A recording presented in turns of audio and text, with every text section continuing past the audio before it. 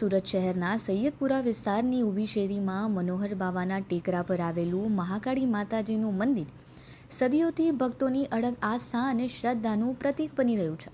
આશરે 400 વર્ષ જૂનું માનવામાં આવતું આ પવિત્ર ધામ માત્ર ધાર્મિક સ્થળ જ નહીં, પરંતુ અનેક લોકમાન્યતાઓ, ચમત્કારો અને આધ્યાત્મિક પરંપરાઓ સાથે જોડાયેલું મહત્વનું તીર્થસ્થાન છે. મંદિરના ઇતિહાસ અનુસાર મહંત મનોહર બાવા મહાકાળી માતાજીના પરમ ઉપાસક હતા. તેઓ સતત માતાજીની આરાધનામાં લીન રહેતા હતા. લોકવાયકા મુજબ એક રાત્રે તેમને સ્વપ્નમાં મહાકાળી માતાજીએ દર્શન આપીને નાની મૂર્તિને સૈયદપુરા વિસ્તારમાં સ્થાપિત કરવાનો આદેશ આપ્યો હતો. માતાજીના દૈવી સંદેશને જીવન ધર્મ માની મનોહર બાવાએ અરદેશી કોટવાલ વાડી સામે નાનકડું સ્થાનક બનાવી મહાકાળી માતાજીની પ્રતિષ્ઠા કરી હતી. ત્યારથી જ આ સ્થાન શ્રદ્ધા અને ભક્તિનું કેન્દ્ર બની ગયું છે. સમય જતાં મંદિર તો જર્જરિત બન્યું, પરંતુ ભક્તોની લાગણી અને સહયોગથી થોડા વર્ષો પહેલાં જ મંદિરનો જીર્ણોદ્ધાર કરવામાં આવ્યો છે. હાલ મંદિર ભવ્ય અને દિવ્ય સ્વરૂપમાં ભક્તોને દર્શન આપે છે.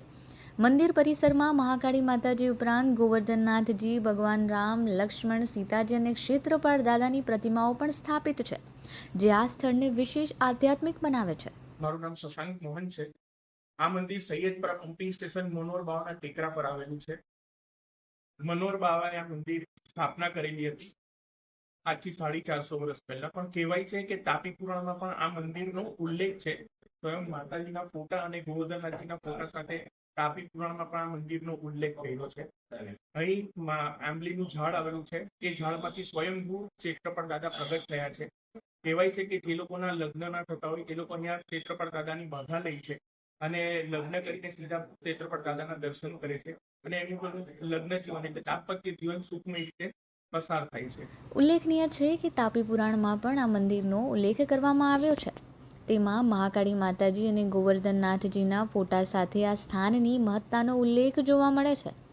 મંદિર પરિસરમાં આવેલું પ્રાચીન આંબલીનું વૃક્ષ પણ ભક્તો માટે વિશેષ આકર્ષણનું કેન્દ્ર છે, કારણ કે માન્યતા છે કે આ જ વૃક્ષમાંથી ક્ષેત્રપાળ દાદા સ્વયંભૂ પ્રગટ થયા હતા અને આજે પણ અહીં તેમની હાજરી અનુભવાય છે. ક્ષેત્રપાળ દાદા સાથે જોડાયેલી લોકમાન્યતાઓ પણ ખૂબ જ પ્રચલિત છે. જેમના લગ્નમાં વિઘ્ન આવતા હોય અથવા યોગ્ય જીવનસાથી ન મળતો હોય, તેઓ અહીં બાધા લે છે અને લગ્ન પૂર્ણ થયા બાદ દાદાના દર્શન કરી આશીર્વાદ મેળવે છે. તેનાથી તેમનું દાંપત્ય જીવન સુખમય બને છે, એવી લોકમાન્યતા છે. આ સિવાય કાળી ચૌદસના દિવસે અહીં મેસનો પ્રસાદ જે ધરાવવામાં આવે છે, તે લોકો આંખમાં આખું વર્ષ લગાવે છે. એટલું જ નહીં, કાળી ચૌદસના દિવસે ફક્ત 2 જ કલાક માતાજીના દર્શન થાય છે અને તે પણ 64 ખંડના દીવાના પ્રકાશથી જ. અહીં વર્ષમાં એક વખત કાળી ચૌદસના દિવસે સ્પેશિયલ ખાલી ને ખાલી માતાજીની મેસનો પ્રસાદ ધરાવવામાં આવે છે. જે લોકો પોતાની આંખમાં મેસનો પ્રસાદ લગાવીને આખું વર્ષ ચલાવે છે. માતાજીની મૂર્તિ અને ગોવર્ધનનાથજીની મૂર્તિ કલકત્તાથી લાવવામાં આવી હતી, બરાબર.